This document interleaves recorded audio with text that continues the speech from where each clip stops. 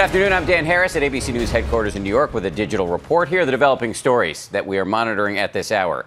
Unanswered questions and an anxious watch for the victims of a high school shooting in Washington state. The shooting in the cafeteria sent the students running out of the school and law enforcement running into it. The alleged gunman, Jalen Freiberg.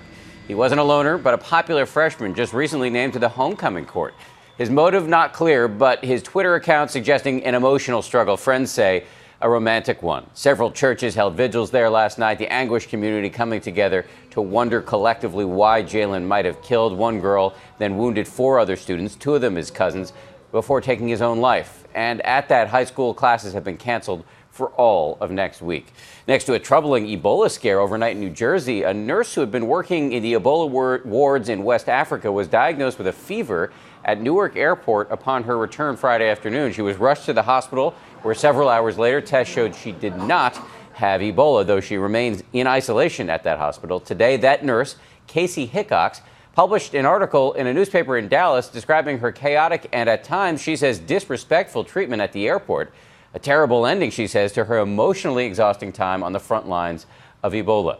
Meanwhile, disease investigators in New York City are still hunting for anyone who came into contact with a young doctor who's hospitalized with the disease there. Bio-recovery workers were at his apartment making sure it's safe. His fiancée, who's also been quarantined at the hospital, though she is not sick, will be allowed to return home today.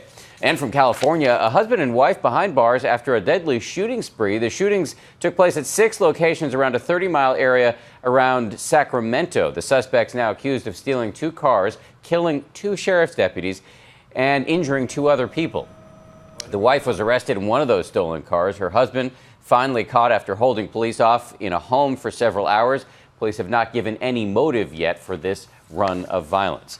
ABC News is monitoring these developments around the clock. To get updates on any of these stories, you can star them on the ABC News phone app. And I will have a complete wrap-up tomorrow morning alongside Paula Ferris on Good Morning America. I'm Dan Harris in New York. Thanks for watching. Have a great day.